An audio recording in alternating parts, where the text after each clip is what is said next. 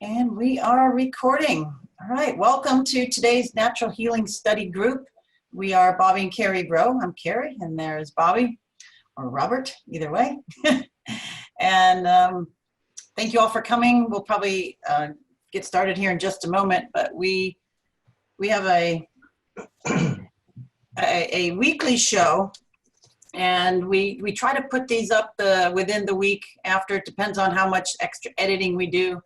Sometimes we like to put some extra pictures and things when, and then we throw it on the YouTube, but that way we can illustrate a little bit more what we're talking about. So today we want to talk about low back pain, all the different reasons why people get it, emotions behind it, some of the different causes.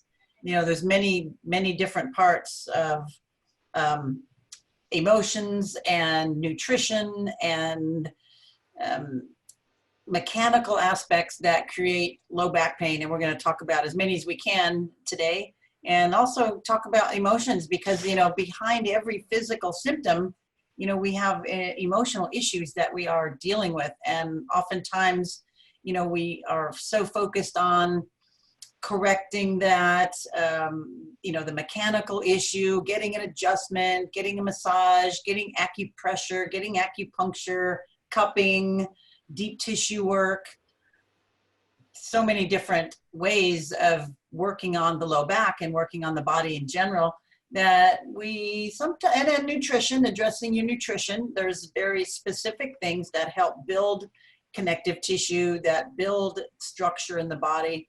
But oftentimes there's a lot of emotions that we are dealing with, that part of our body is supporting us. That is a big, carries a big load. And we'll get to that, but there's emotions that correlate with the different physical symptoms that we all experience. And we've talked about a few of those before, how emotions manifest from physical problems. So today we're going to try to look at a little bit closer the reasons why we get low back pain, and starting to address how to take care of it. So I'm going to set this over here and hand it over to Bobby. And I think he's got some things to share on his screen, and take it away. All right. Yeah, low back pain is a real common complaint that we find in our clinic. Especially in the last few years, it's gotten a lot worse because the level of stress that everyone is under has gone up markedly. And if you've been on our calls before, you've heard us talk about the effects of the environment on our bodies and how it triggers paraventricular nucleus in our brainstem, which is the start of the sympathetic nervous, the whole fight or flight nervous system in the body. And one of the responses to a threat or stress is a tightening of muscles that we have in our pelvis. So, low back pain. In the fight or flight response, this is when your body has to fight or run. Actually, it's fight or flight or freeze. Freeze is another response that some people go through when their bodies are threatened or they're overwhelmed emotionally. So in your pelvis and your low back is a muscle called the psoas. It's spelled P-S-O-A-S. And this is a big muscle. It's the deepest muscle in the body. It runs through the pelvis, but doesn't actually attach to the pelvis. At one end, it attaches to the anterior side of the lumbar discs, right along here. And at the distal end, it attaches to the femur bone. Right down here. This is the hip flexor, some people call it. When you do straight-legged sit-ups, let me find my graphics here. Okay, I don't have it here. So this tightens. Now, this also tightens when your body's in a fight or flight response to prepare you to fight or run. And when it tightens, it puts pressure, pulls forward on the discs of the lumbars, and then it pulls the femur up into the hip socket. So you get low back pain and hip pain. Most people have both, usually on one side, but sometimes on both. One side will be more pronounced. So you have a shortened psoas muscle when it's contracted like that. And when you do a manual muscle test of that muscle, it'll be weak because it's contracted all the time. So this is putting anterior or forward pressure on the lumbar spine and compressing the discs. So those are actually pulling those lumbars forward on one side or the other or both. And down. Yep. So when we test, we find that the lumbars are anterior, or they're moved forward. Toward the front. And a lot of people, a lot of body workers, a lot of chiropractors, they don't test for anteriority. They only test for rotation. Left, right. Yeah. And then the sacrum is involved too, and I'll get to that in a minute. But basically, when these contract, they compress the lumbar spine, creating nerve pressure on the nerve roots where they come out between the vertebrae. And then at the other end, the femur gets jammed up into the hip socket. Now here's another area that can be, if not directly affected, it will be predisposed to injury because of this tight psoas muscle. So this is the sacroiliac joint. And this is where the sacrum, that's the sacral part of this, and the ilium, the iliac, sacroiliac, there's ilium, ischium, and pubis bones in the pelvis on either side. So this is the iliac crest on the top, and then right in the medial part of it is where the sacroiliac joint is. This is where these two, or actually three bones articulate. This is a major weight-bearing joint of the body. So when this is injured, strained, subluxated, you have acute low back pain. You can't do anything without it hurt. You can't sit on the toilet. You can't tie your shoes. You can't get up from sitting. It's really painful. And it's really debilitating and not fun. No. So because these vertebrae are subluxated anteriorly toward the front, you can't get in there and pull them back. You can't adjust from the front, right? You can't stick your fingers deep enough in somebody's abdomen to their spine to push them forward. Just can't do it. So what you have to do is, with kinesiologic muscle testing, we find where the anteriority is, and that would be a response to manual muscle testing, where when you touch the vertebra that's subluxated or out of place, it'll cause a weakness of a previously strong muscle. So then you go back below that to the one that's strong still, and then you have to take that one forward to catch the one that's anterior above it, and then it pulls it back into place. So you got to find the weak one, go below it, and adjust it anterior or toward the front, and it'll catch it and bring it back. So this works really well. And then it works even better. Okay, this is the showing that this got out of place, showing the function of the psoas for straight-legged hip flexing. And when it's tight, it creates usually a gait problem. It causes poor posture, Asymmetrical. girdle, the hip, the pelvic girdle, everything is skewed. You get compression on one side, or so. If you traction, somebody actually pulls on each ankle, this is going to open up the space between the vertebrae and the low back and allow you to adjust it and get it back into place easier. there's a reflex for the psoas that when you come out an inch on either side of the belly button, umbilicus, and you rub that clockwise for 30 to 60 seconds, usually do them both at the same time. What that does is it brings more parasympathetic nerve energy to the psoas, to that whole circuit, It calms it down. which is on the kidney meridian. Yep. And it relaxes, it restores the normal nerve function to that organ or gland. So in this case, it would be the psoas muscles, which are on the kidney meridian. So what are you doing when you do that? When you rub up that reflex, are you draining the lymphatic? Are you increasing blood flow? What's happening? You're increasing the kind of nerve energy that instead of the sympathetic fight or flight mode, we get stuck in that sympathetic dominance. And when you do this rubbing on the specific points, it turns off the sympathetic and allows the net parasympathetic to turn back on or take over.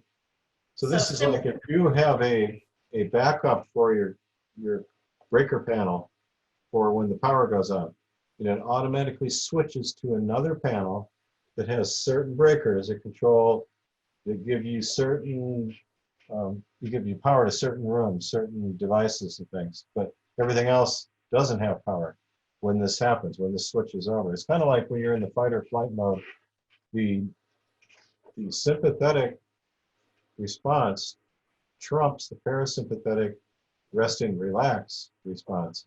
And so you turn off things that you don't need for survival. And we've talked about this many times. Some of that is the whole digestive tract runs on parasympathetic normally, and the immune system runs on parasympathetic. Parasympathetic is the calm side. It's the digest, it's the mellow, it's the chill. Sympathetic is the rev up, fight or flight part of it. And the endocrine system runs on parasympathetic. That's all your hormones. So when you're under chronic stress, you'll never have a normal hormone panel if you test for hormones. They're always going to be off. And the precursors, the nutritional biochemical precursors to make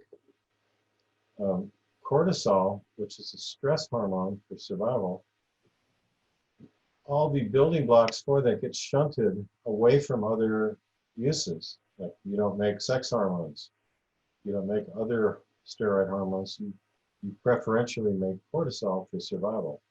So your hormones will be all messed up because of that. So when you rub on these points, and you can use like a little tennis ball or hard ball and work on those points also to release the psoas. When you do that, it relaxes those muscles, takes the pressure off these lumbar discs and the hip.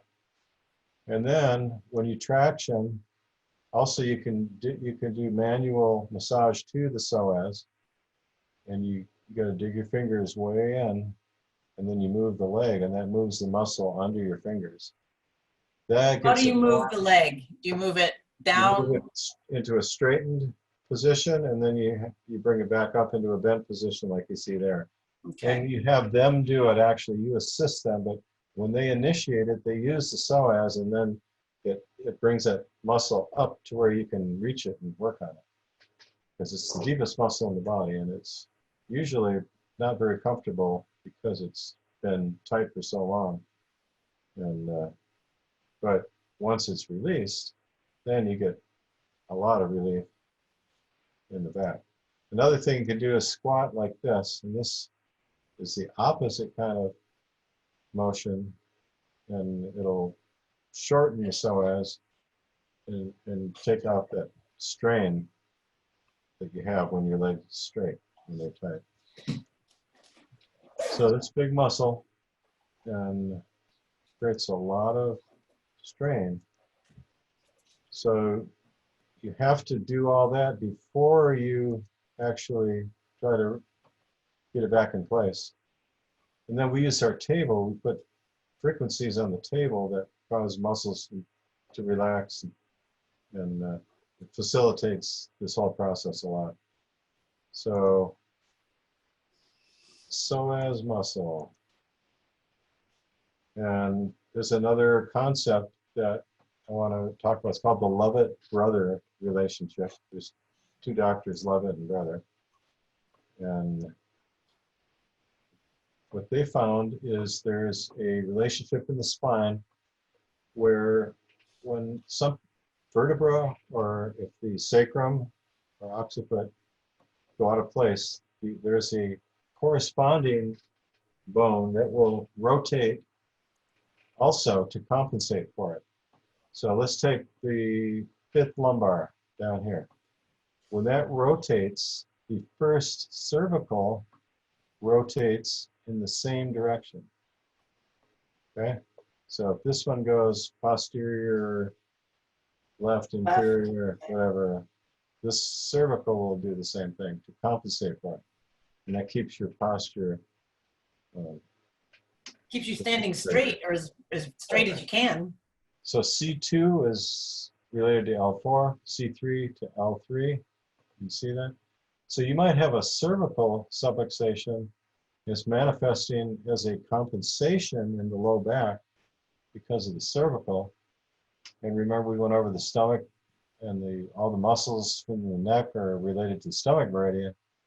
So if you can have subluxations easily when that's happening, but then the body might try to compensate. Or conversely, if the lumbar is out of place, the cervicals can go out to try to compensate, and now you'll have pain in the neck and low back because of this compensation. Now, when you go to C4 and L2, they rotate opposite directions to compensate. And it keeps going down here until you get to T5 and T6. And that's where they'll rotate opposite. So once you know that, you can check the Lovett-brother relationship and see if there's a problem there. And then there's a way to test to see if it's primary or secondary. If it's a compensation, that would be a secondary subluxation. If it's primary, that would be the main cause, so you would treat that. So here's some yoga to release the psoas, where you're grabbing across behind you, opposite leg. And you can also do this lying in bed. You can do this stretch on your belly, and you're bringing this back here, and this is stretching this right psoas here in this picture. So this is easy to fix, and unfortunately, a lot of people, when they have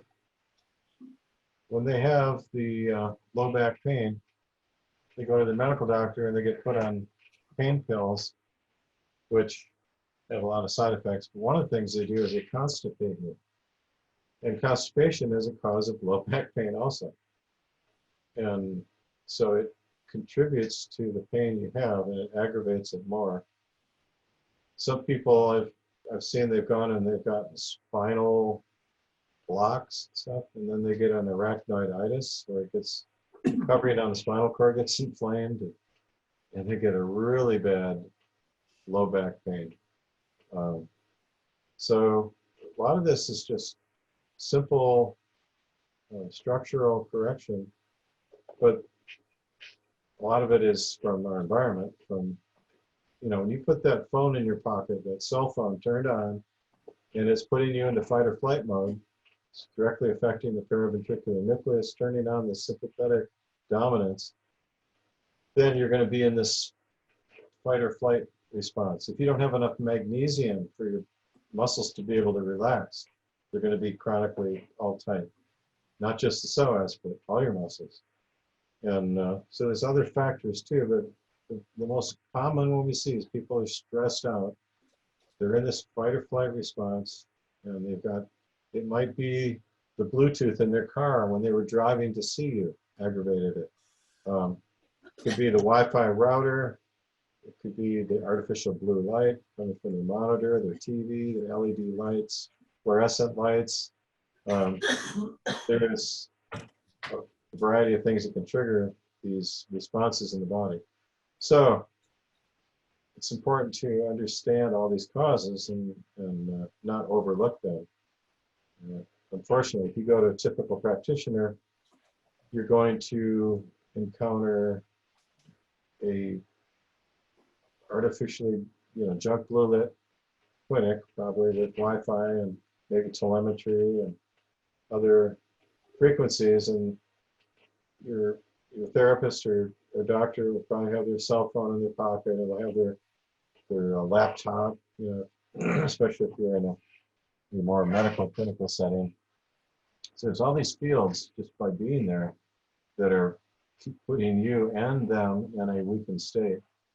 And then if you get blood drawn or something in that kind of environment, the artificial blue light affects the quality of the blood and the reading of the blood tests and everything. So people are just starting to learn about photobiology and the effects of light on our system and these biophysical effects.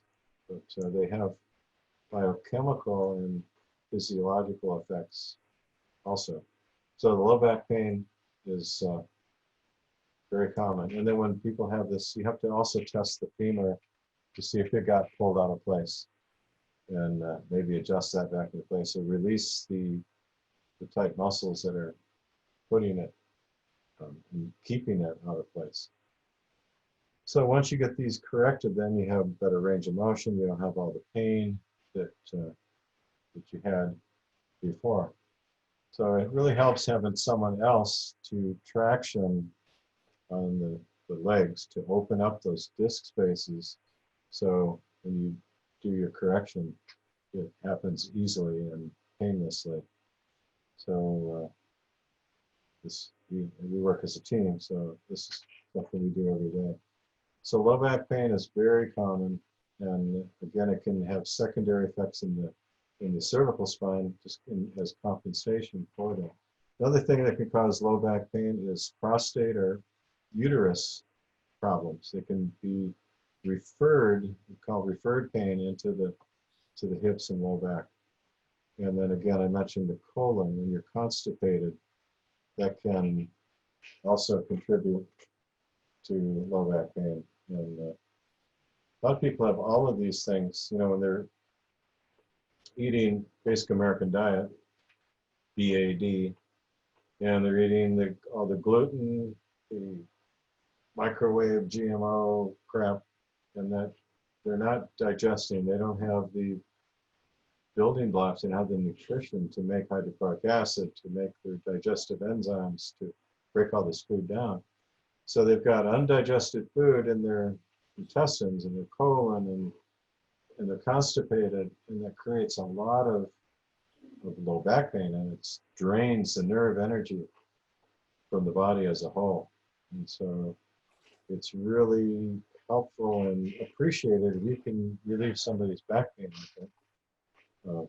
They'll really love you, because it's really debilitating, especially if you've had a sacroiliac sprain. In that case, what you do is we use some orthopedic blocks that we place under the pelvis, and you have to muscle test to see it'd be high on one side, low on the other.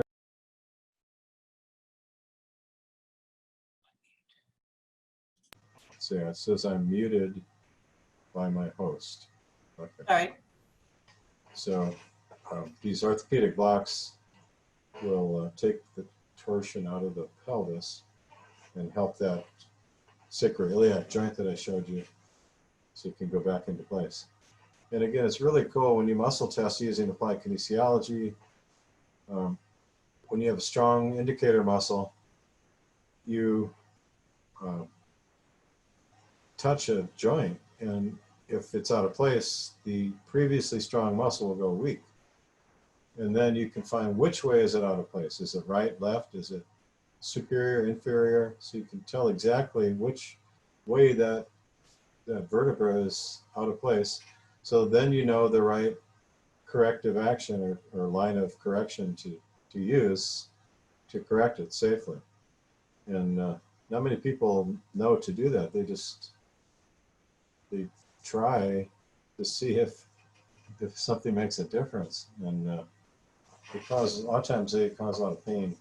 But when you use AK, there's no guesswork, and you know exactly. The body doesn't lie. It's repeatable. and you can just get it easily back, especially when we use the table with the frequencies to relax the whole body. If we put some magnesium gel on them, they absorb that through the skin transdermally, and that relaxes all the muscles even more. And then sometimes you don't even have to do a adjustment or correction. The body will correct itself. And that's another thing. When you sleep well at night, if you get a good deep sleep, restful sleep, your body adjusts itself when you toss and turn and move during sleep. And then you wake up refreshed and in alignment. But if you're not sleeping well, you're not going into that deep sleep, your body's in fight or flight mode. So you got a Wi-Fi router in the house and your body can't relax at night to get you into that deep restful sleep. You're not going to be able to correct, and you're going to wake up with the same problem you went to sleep with often. And so that's another consideration. So a lot of things affect the low back, and just making sure that you have the proper nutrition that you need just for your bones and your connective tissue. When we get debilitated, especially when we get older and we're not getting the 90 nutrients we need every day, our body starts robbing nutrients to keep us alive from our storehouse in the body. And our teeth and bones are some of the places that get robbed of nutrition just to keep our blood levels up. So by giving the body the appropriate essential vitamins, minerals, trace elements, the 90 nutrients we need, 60 minerals, 16 vitamins, 12 amino acids, 2 essential fatty acids, then body can repair and rebuild. Now, if we don't get into a good restful sleep at night, our cells can't go through what's called autophagy, which is a turnover, a healing, a cleansing, repairing of the cells that happens only when you are in a deep restful sleep. And that requires not only 4 hours of darkness before melatonin can actually start working, but you have to have enough melatonin. You have to make it in the morning when you're outside in ultraviolet A light about 10 o'clock. You make it right in the eye. And then that gets stored in the pineal gland. But it won't get released. Or if you're exposed to the artificial blue light after sunset indoors, you destroy the melatonin that you did make. And the supplemental melatonin does not work like your body's endogenous melatonin will. So that means we have to pay attention to all these environmental influences, and we have to hack our environment to make it, to allow us to biochemically heal and to utilize our nutrition and everything. So we got to handle the grounding issues and the artificial light and the microwaves from Wi-Fi and cordless phones and cell towers and smart meters and all this stuff in our cars, the new cars with Bluetooth and Wi-Fi and all the sensors and all that. It's just, you can't escape this stuff. So it takes its toll by keeping you stuck in a fight or flight mode. And, do you have anything you'd like to add to that, Carrie? Well, again, some of the specific nutrients that we talked about, having bone broth, calcium, magnesium, boron, strontium, all those nutrients help build connective tissue. They help support the low back. One of my favorite supplements is something from Longevity called OsteoFX.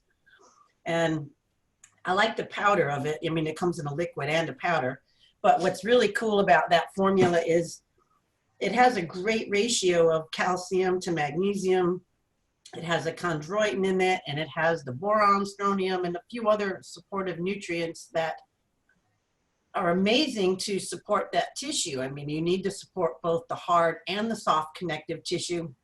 Wish I had a scoop of it, but when you take a scoop of it, and it's, it's a fair amount. It's like a good tablespoon that you're thinking of. That is what, these bones teeth are made out of that hard material.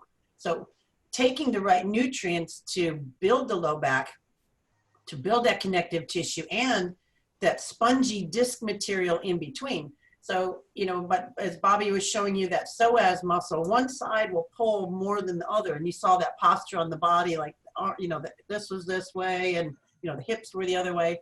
So if you can imagine the body, I thought I had a little skeleton here, but there's if those discs and they're moving, you're walking, so that disc is getting worn one side more than the other. So over time, that disc will narrow maybe more on one side and less on the other. So this side might be, there's less disc material and there's more on the other side. So you really want an evening of all of that. But that spongy disc material needs to be built back up. It has to be done from within. So you have to eat it. You have to put it in your body. If you look at your amount of food and calories and things that you have to put in the mouth for the body to use as raw nutrition or raw materials to build that, it needs so much of certain ingredients. It's like if I put in this osteo effects. Thank you. It's like if I put in, if the recipe calls for apples and I put in liver, it's like it's not going to work. The body, the bones, the tissue that needs certain, ingredients. Donuts aren't going to do it. You know what I mean? There's certain foods that have to be put in every day for the body to use to build this. So yeah, look at D3, the calcium, phosphorus. The body needs the phosphorus also to help build that bone matrix, zinc, copper, MSM. This is a great formula. I love this formula. Plus, it has all 60 of the trace minerals. Trace minerals in it. Yep. So it comes in both liquid and powder. I really like the powder better. I personally like to stir it in a little bit of water, probably about that much water. That's probably like half a cup. Put that about in that much. And it's super sweet. And it has to be because those minerals taste so nasty by themselves. I don't know if you guys remember years ago, some of the mineral formulas that came around. I think there was one called Mineral Boost or something like that. But it was just the straight minerals without anything in it. And I had that for years. I just couldn't take it. It just was, I've taken weird stuff for years, but I just couldn't get it down. I ended up giving it to my plants, diluted it out and watering and spraying it on my plants. They loved it. Then I found, the longevity formulas. But anyway, those minerals, bone broth, gelatin, Jello, pig's hooves, those are the things that people used to do to get that material. We don't eat that kind of stuff now. I mean, chicken wings might be the closest thing, and if you eat the very ends off of it and suck on all that stuff, that might be it, other than bone broth. But people don't eat those things that give you that connective tissue anymore. I mean, at least not in our culture regularly. Another product that we sometimes use to build the bone matrix called glucogel, joint cartilage support.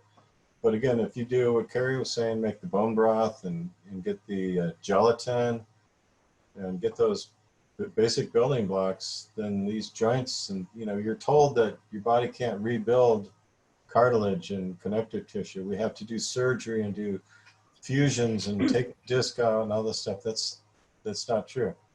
So that's all they know how to do. That's not the only thing that can be done. So right. You got to have the proper nutrients and be able to digest them, get them into your body. That's where we go back to the hydrochloric acid production, and we went over that a couple times ago. Yeah. So another thing you think about the low back, what does it do? I mean, it's there. Those discs, in the picture Bobby showed you a little while ago, they're the biggest, widest discs, the lumbar discs in the back, and they sit on top of that sacrum. What does it do? Those weight-bearing joints hold the weight of the body. It holds the whole spinal column, all the weight that we have above it, and it bends, it flexes. It's that part of our body that's holding on to things. So when we feel unsupported in life, it could be unsupported emotionally, unsupported financially, having to carry the burden, having to, you know, carry the burden. That's what really happens. That's what goes out. So when people get herniated discs, slip discs, maybe a lot of people aren't on the same page as you. You know, maybe you're fighting the fight alone. Maybe you're carrying that whole weight, that whole burden by yourself, or nearly by yourself, or apparently by yourself. So, you know, the feeling of carrying that weight, and sometimes something gives, right? Or sometimes it's just the stress is so much there, you know, you're carrying that weight. So God has to carry some of it. You know, your friends, you know, it may not be neighborhood friends. This is what's kind of interesting. People that sometimes know things or have information, there's nobody around you can talk to, and you feel alone. You feel isolated. You feel you're the only one. You feel, you know, you're being made fun of. Oh, you're the conspiracy theorist. Oh, you're the health nut. You know, they give you people You give you all need to these go to things the about doctor. You need yeah, to go to the a hospital. real doctor. You know, it's like, you know, people give you all these negative, derogatory things that make you feel doubtful, that incredible in a bad way, not credible. Um, and you know that further knocks you down. And I really think, you know, what's nice about things online and you know, our study group and classes and things like this is hopefully, you know, or watching YouTube videos of some of these things, you'll connect with people that are like minds. You know, you're sitting here in one room and somebody in Zimbabwe is sitting in another, and they go, wow, you know, there's nobody here in my village or my city, but I have, you know, there's 25 people in this chat room, or there's, you know, 100 people here, or this video got 400 likes. Yet I can't talk to my next door neighbor Yeah. or whatever. It's funny. So, yeah, so it's important to realize that you're not alone. You're not carrying the burden alone. You know, that there are, yeah, really, you know, that there are other people around. It may not, again, be in your neighborhood or on your block or in part of your city, but they're around, and there's more and more and more. So, you know, let that take that stress off of you. And then, you know, and just redefining your connection with God, with the divine, knowing that, again, you never carry anything alone. And seeking things to help yourself, you know, seeking ways, you know, it's like, am I eating, you know, what am I eating a day? How much of what am I eating is supporting my low back recovery? How much am I, of this weight am I carrying? Who's being a pain in the ass to me? Who's being a pain down there, you know? It's being a thorn in your side, right? Yeah. And then as Bobby said, like the love it brother, you know, you might have something coming from your neck that's causing the low back to go out of place. So you might have, you know, I think we addressed this before, all the muscles of the neck and the TMJ and the shoulders and the hand and the arms here all deal with stomach. The stomach has the most muscles. I haven't counted them. How many? What do you think? There's 100 muscles? Maybe 80? I don't know. There's like ones. I don't know, maybe not that many. But there's a lot of muscles that deal with the stomach. So if the stomach is in trouble and it pulls the neck out of place, you know, stomach's in trouble, neck moves out of place, affects the low back. Now you might even want to think, who's being a pain in the neck? Really, I mean, these things are true. Who in my life is being a pain in the neck? And a pain in the neck is different than a pain in the rear end. Two different types of pains. So it's very interesting to connect with those emotions. Another thing that I'd like to mention, go ahead, that I didn't get to, is here. Actually, my chart that I made is on Google Images. Oh, yeah. So the teeth are related to the rest of the body. Now, if you've got a problem with some of these molars, say the white teeth are along and large intestine meridians. The yellow teeth are spleen and stomach meridians, right? And so these can, let me see if I can get this figure. This shows the vertebral connection, and the anterior teeth are kidney bladder. The green ones are the liver gallbladder, the canines. So when we develop in embryology, the face and mouth develop first, and then the rest of the body has a connection to the mouth energetically through the meridians um, and other connections with nerves. But so there can be a problem in a related tooth that is manifesting also as a symptom somewhere else in the body, including the spine. So we have to take all that into consideration and cross-check against all of that to rule out all this stuff. But it's rewarding, you know, when we get people that we help them and they've been in pain for 20, sometimes 30 some years, and you finally give them relief and they start crying in your clinic, you know, they're so happy and grateful. And then you talk to these people that don't really know shit from Shinola, and they poo-poo what you're trying to share with them.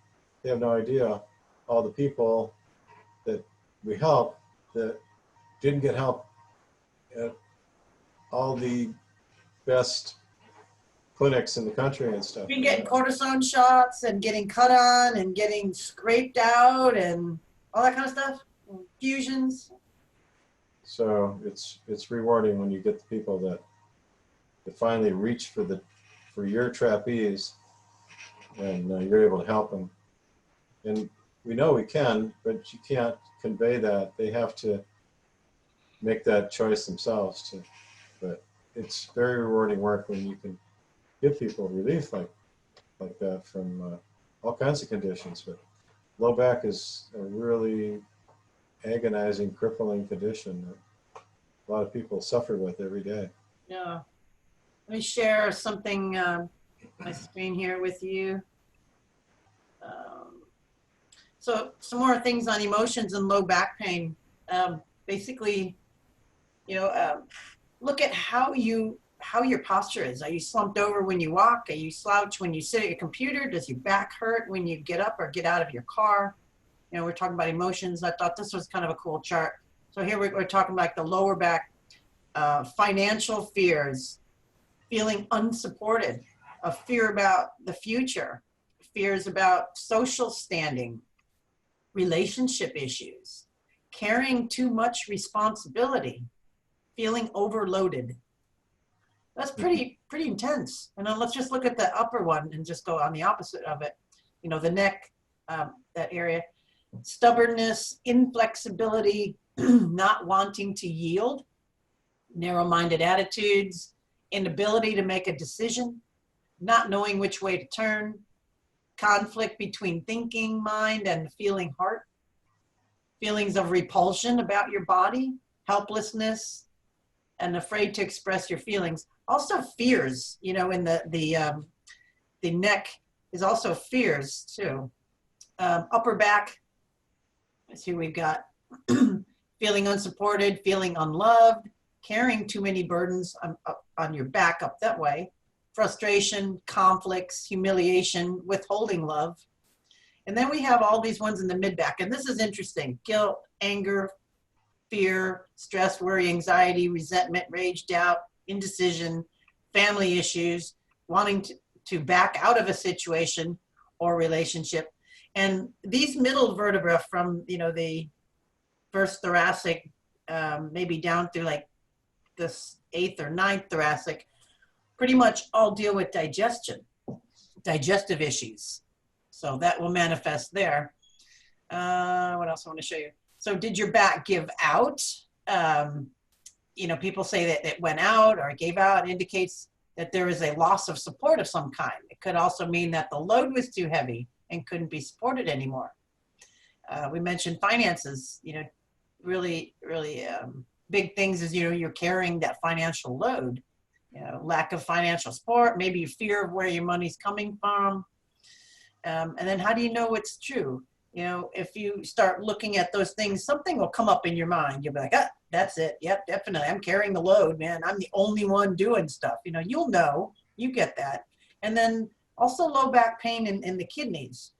As Bobby mentioned before, those areas with the psoas muscle is a kidney related muscle. And those spots that he showed you on either side of the belly button to rub those are, you know, kidney bladder reflexes. So, and also let me just add that there's reflexes for the adrenal glands And where you rub outside the belly button, if you come up 2 inches, out 1 inch and up 2 inches from the belly button, those are adrenal gland, Chapman's reflexes are called, to bring parasympathetic, more net parasympathetic energy to the adrenals.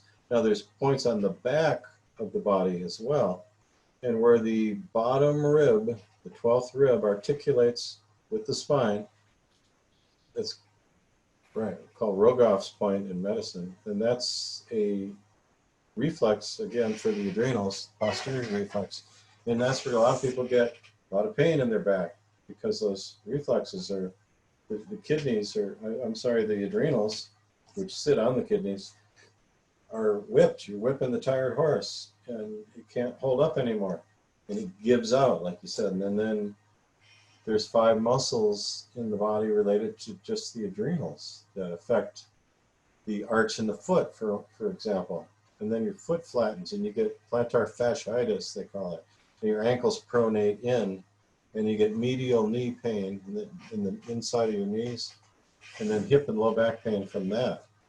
So, and then this just, when you're in pain, that feeds back to the adrenals again. It's a vicious cycle, and it goes round and round and creates more cortisol and more of the same response in the sympathetic reaction. So another thing with the emotions that Carrie was talking about, one thing we do is we'll test against, it's just see if there is an emotional override. And you can touch the stomach neurovascular points, which are right above the eyes. So it's hard to do this in reverse. Here we go. And you touch that, and if it weakens, then we use essential oils to affect the emotional body. And which one negates the weakness and makes them strong? So then we'll treat them with that also, which affects the emotions.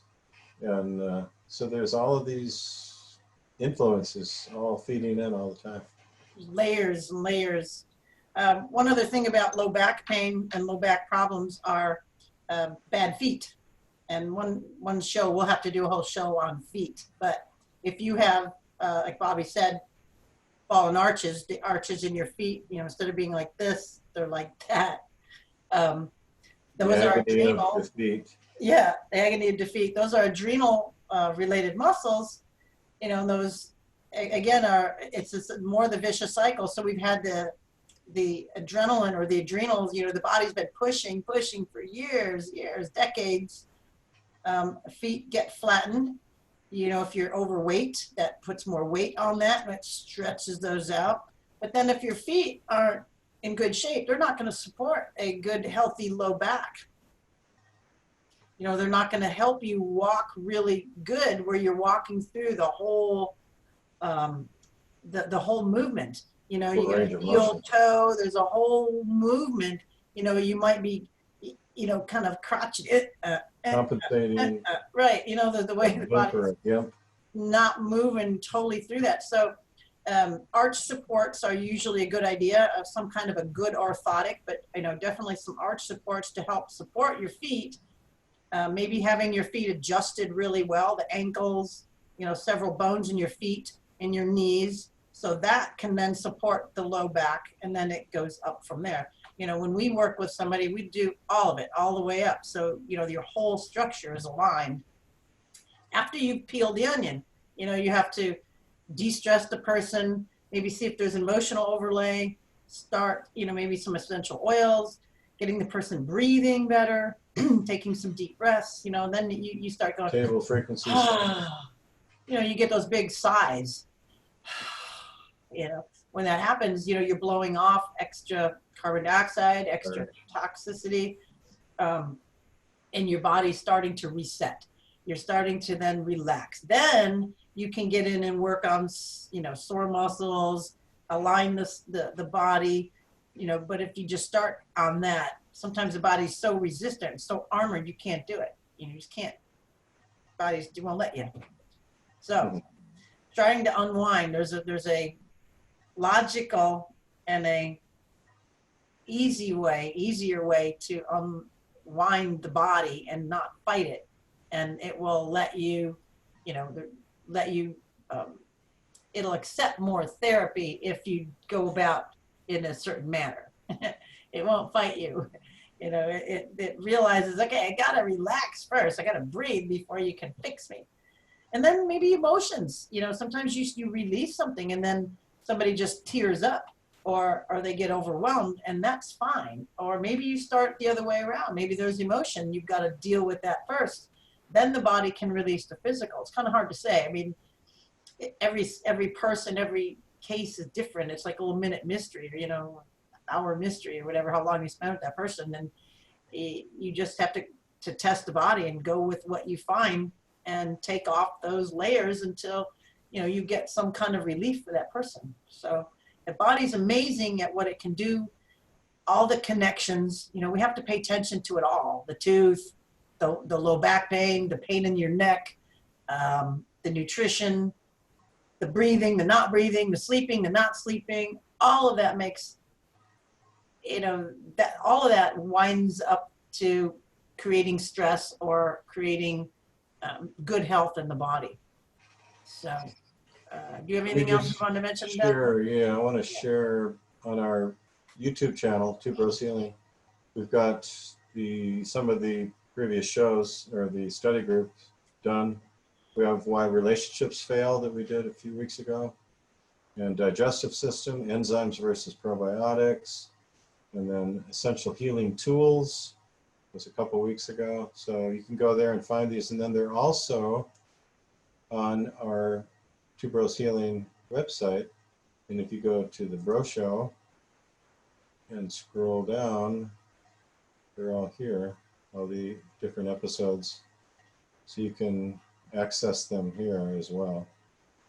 And so we got those done. You can share those with people, review them yourselves. Some of them we've embellished with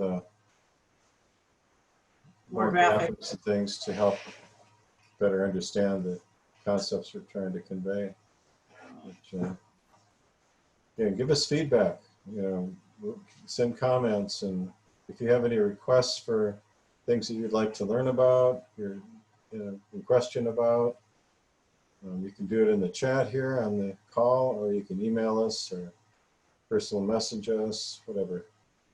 And kind of like to get a feedback on what you all would like to hear. So, anything else? I think I'm good. I think we kind of just, I hopefully gave people a good understanding, a little bit more well-rounded idea about the low back, different things that affect it, some things that you can do right now, on the physical level, on the spiritual level, on the emotional level, and that all helps with creating a healthy body, or a healthy part of the body. Anytime that you're in acute pain, when in doubt, use ice. Ice it down, cool it down, and it'll release the swelling and a lot of the pain that you might be experiencing until you can get it addressed Right. by a therapist.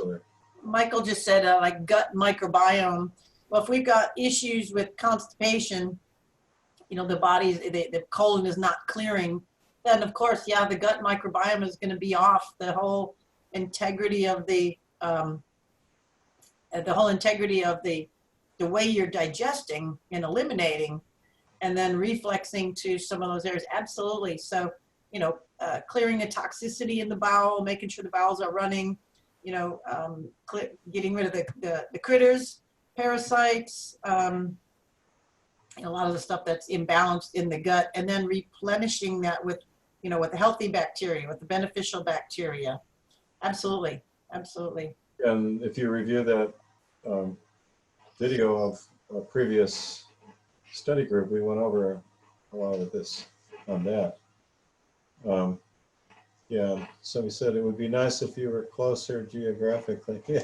Well, you know, we have people that fly in as clients from all over the planet, and they get a place and they stay in. They'll come. Sometimes they'll see us 2 or 3 days in a row to address different things. We have people from the UK that come every year and they stay 10 days, and we see them 4 to 5 times while they're here. And so don't have to live close by. You can come and and visit our clinic and then go. And then we also have the frequency tables that it's an amazing table, and pretty soon we're gonna show you a little video about them, and there's so many ways of working with that.